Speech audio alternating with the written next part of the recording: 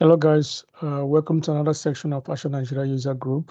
And today we'll be talking about how to administer intersite connectivity.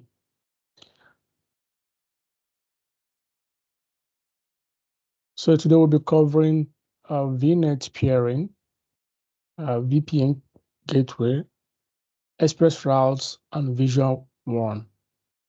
And then we'll look at a lab on how to implement intersite connectivity.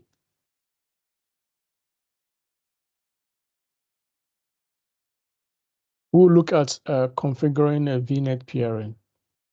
So VNet is just a virtualization of a network of an organization, and in this case, in an Azure environment, in the cloud-based environment.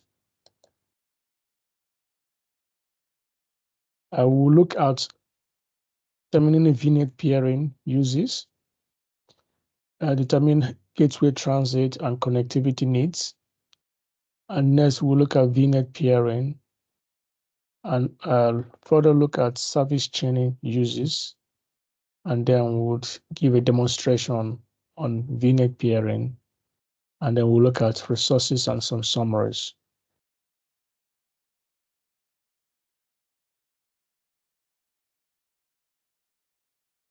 So in determining VNet peering uses, so there are like two types of peering. We have the regional and the global peering. So you connect to Azure networks. So you have like network VNet 1, VNet 2.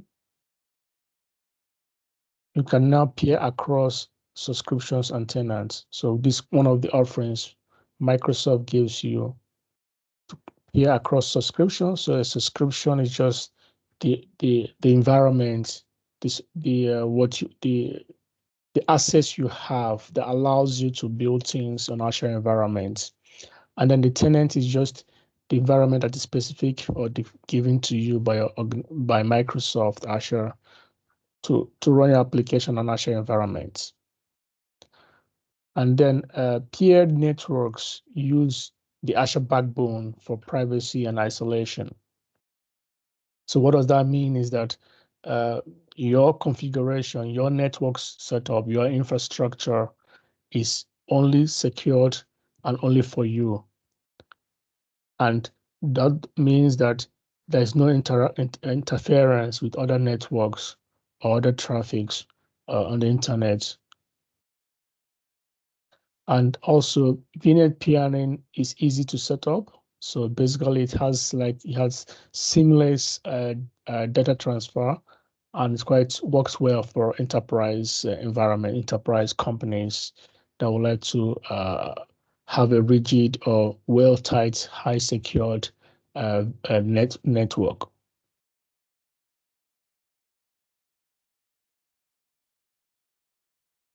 So in determining gateway transit and connectivity needs, so for instance,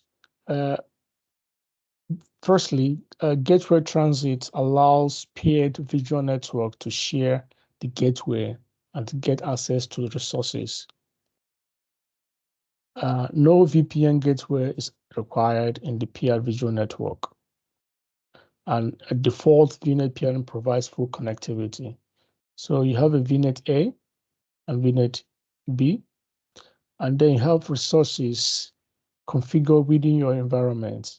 So this resource has subnets in a private within a private IP, and they have the gateway subnet within this definition in a hub environment, and this is secured with the network security group. Now, you could using VNet peering, you could peer this environment, this VNet has subnet and a gateway subnet to VNet B, and then you can also peer it to VNet A. And this is the VNet, and this is the hub VNet in an organization. So the kind of the central visual network in an organization within a tenant. So what's the benefit of this? You don't need a VPN gateway for peering. For peering a VNet A to a hub VNet.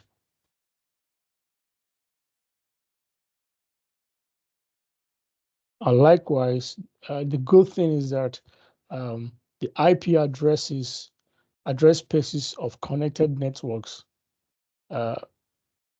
can't overlap each other. So that's a good thing. So and that's further secures or an environment for you. So no two IPs can overlap each other in this scenario.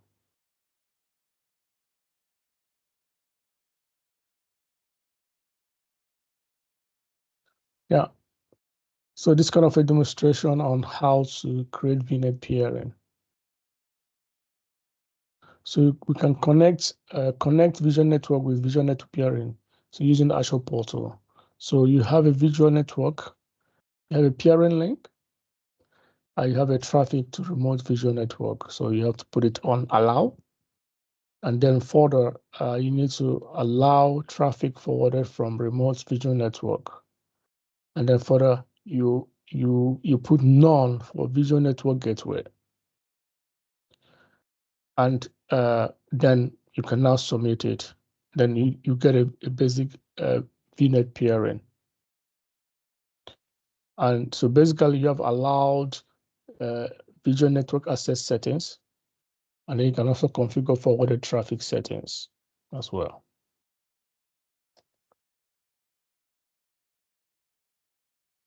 So we'll look at determining service chaining uses. So you can distribute your service across Azure Visual Networks and integrate them by using Visual Network peering. So the use case in this case, you can leverage user-defined routes and service chaining to implement custom routing, implement a VNet hub with a network visual appliance or a VPN gateway. And then further, service chaining enables you to direct traffic from one visual network to a visual appliance or visual network gateway in a peer visual network through user-defined routes. So in this case, you have a hub VNet, and you have a VNet 2 and a VNet 3. So you can have a network visual appliance, or it could be a VPN gateway in this hub. And that's the peering directly.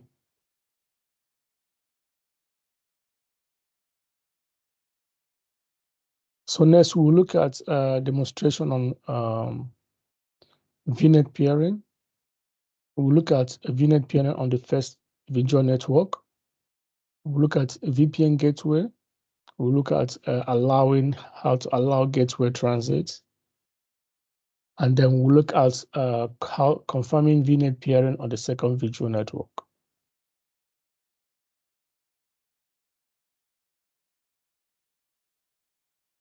So in configuring VPN gateway, we'll look at the VPN gateway use cases, create a site-to-site connection, demonstrate VPN gateway. So under that, we'll look at creating a gateway subnet, creating the VPN gateway, determining gateways queue and generation, create the local network gateway, set up the on-premises VPN device, create the VPN connection, and then we determine high availability scenarios.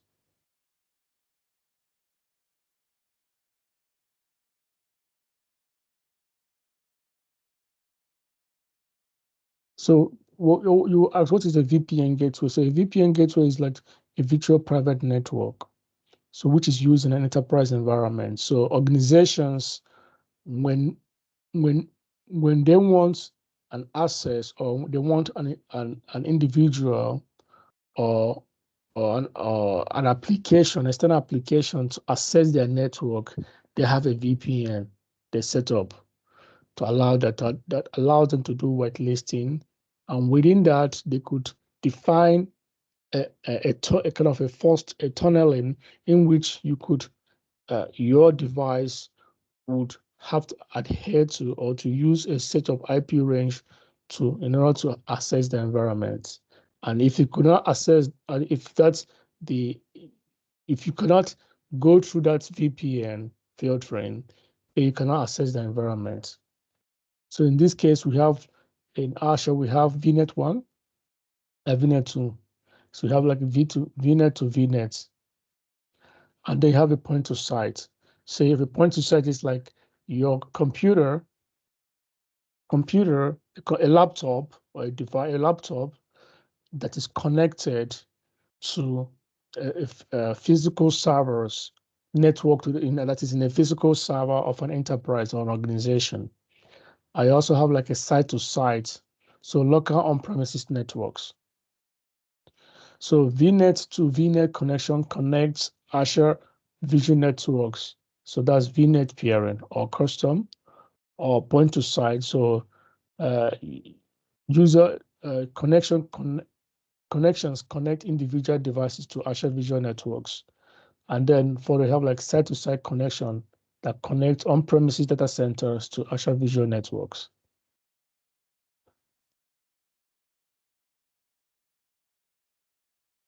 So in creating site-to-site VPN connections, so the steps on this slide that are grayed out are not covered in these slides.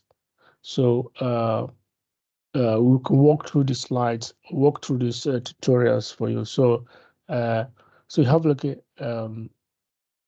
gateway subnet, so you have Azure, and the on-premises, and then Azure environments. Then so you need to like plan the configuration for the network configuration. So the on-premises part is necessary only if you are configuring to site. And then after you do the configuration, you always have to verify and test your connections. So first, you create the gateway subnet, then you create the VPN gateway, and then you create local network gateway. Further, you have to configure in the on-premises environment, configure the VPN device or the laptop, and then on Azure, you create the VPN connection.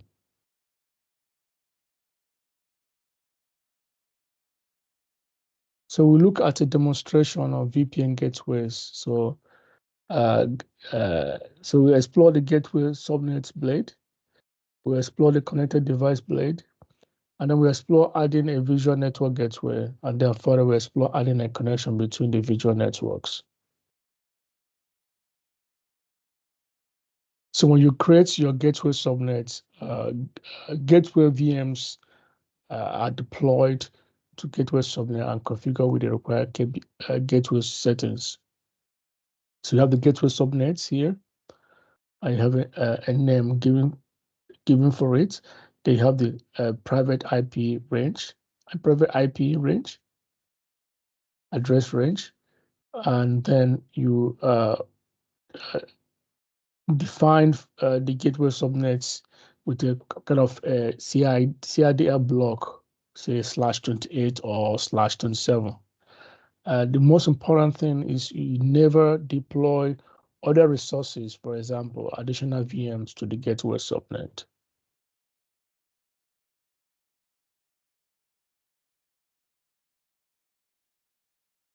So most VPN gateway are route-based. So what does that mean? Route-based VPNs use route-based VPNs use routes in the IP forwarding or routing table to direct packets.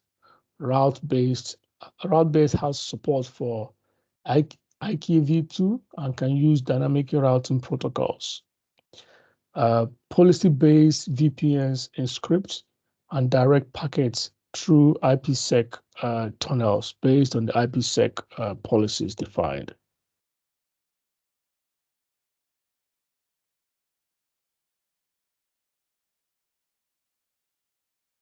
So in determining gateway skew, and generation.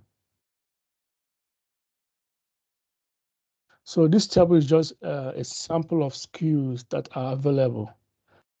Likewise, there are many more. So for instance, you have SKU, VPN GW1/AZ. This allows for tunnels maximum 30. And you have this point to site connection that allows for maximum 250. And you have it, then it has with a throughput benchmark of 650 Mbps and so forth.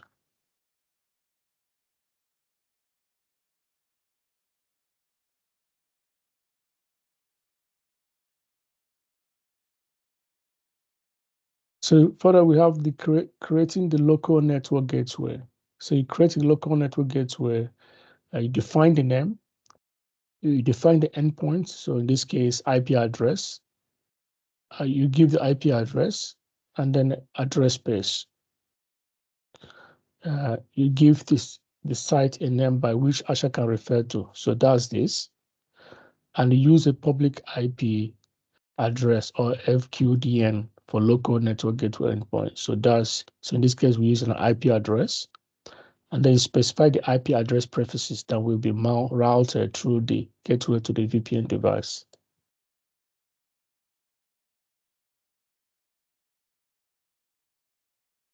So in creating an on-premise VPN device, so you can look at the VPN devices, a list of VPN devices. So these are like sampling of supported VPN devices. So you have one like from Barracuda, Cisco, Citrix. I have one from Uniper, F5, and also another one from Palo Alto Networks. So a VPN device configuration script is handy and might be available for you to use in configuring the VPN. Also, you need to look at the shared key for the Azure connection. And most importantly, is to specify the public IP address of the VPN gateway.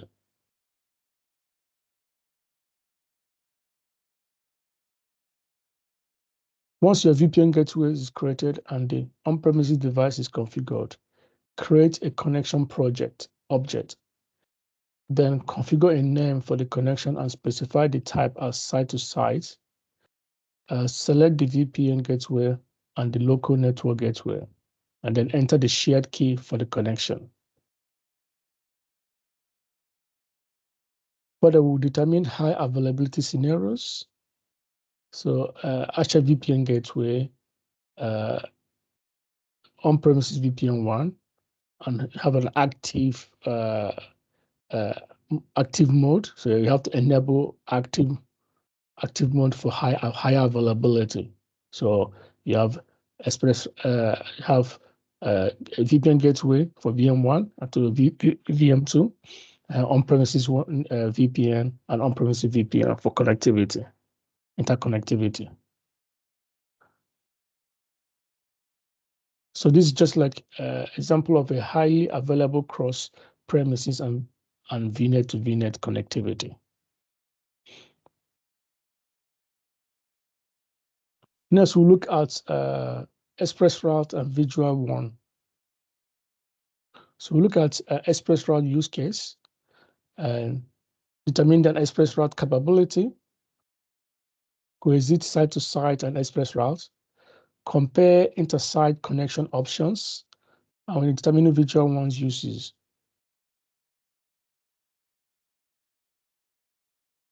So determine ExpressRoute uses. We'll look at ExpressRoute is like a backbone, a special connection in which an organization uses to access the Azure environment. And that is made out of ExpressRoute circuits. You have a partner edge, you have on-premises connection network, you have a partner edge, so like the data center partner, where your data is, and then you have Microsoft Edge. So within a migration to Azure, you have an ExpressRoute circuit. So you have a primary connection and a secondary connection.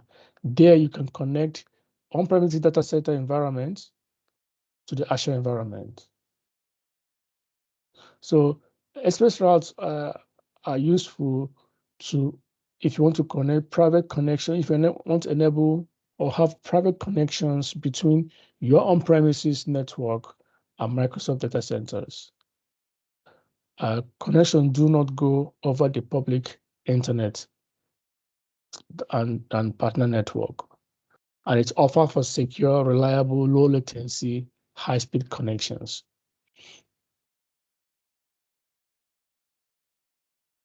So in determining express route capabilities, we have like layer 3 connectivity with redundancy, connectivity to all regions within a geography. We have like global connectivity with express route premium add-on. And we have bandwidth options of say 50 Mbps to 100 Gbps.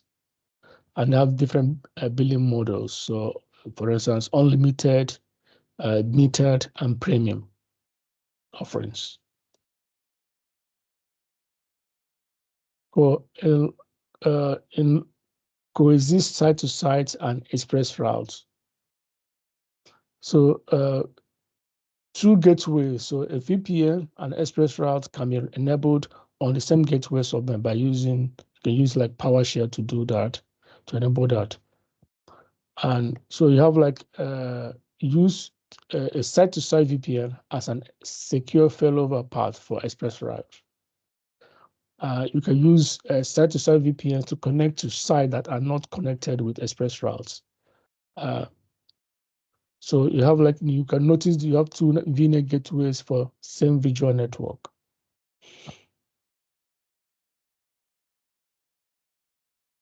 So you can compare intersite connection options. So for instance, say you have like a visual network point to site. So the Azure services that support this are like Azure IS services, Azure Visual Machines, where bandwidths based on gateway SKU. You have like protocols, so active or passive. Typical use case, so dev test, and lab environment for cloud services and visual machines. For you have like a visual network site-to-site connection. Typical Azure service supported is like Azure ES services, Azure Visual Machine. The bandwidth typically less than 1 Gbps in aggregate. Protocols, active, passive, or active. I can also use in dev test and lab environments, so small scale production workloads of visual machines. And then the express route is for enterprise class projects. So mission critical workloads, big data solutions. That way you could have a better throughput and scale out easily.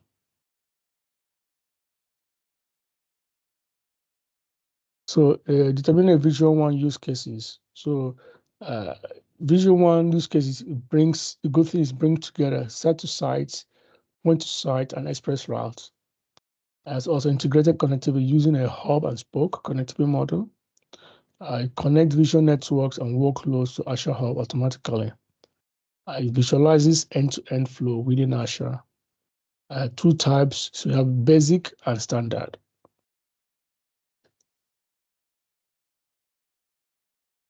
So we look at a lab, demonstrate a lab implementing intersite connectivity. So the lab scenario is like you have a control center that has data center in Boston, New York, and Seattle offices connected via a mesh wide area network link with full connectivity between them. You need to implement a lab environment that will reflect the topology of the control on-premise network and verify its functionality. So the first task is to provision the lab environment, configure local and global visual network peering, and test intersite connectivity. So for this lab, you have a GitHub repository that you can have access to for that to do the lab. And these are useful resources you can use for the lab. And likewise, you could see an architecture diagram for that. So that is this architecture diagram for this lab, which is very handy to use. So these diagrams, you have like a region 1 and region 2. Tags 2 and 3 is to do the peering. So this is configure local global visual network peering, and then test intersite connectivity. And task 1 is just to create the visual net, provision your lab environment. So this is basically the end of the presentation. So if you have any question, you can always reach me out on my handle. And as always, thanks for joining. See you next time. Bye-bye.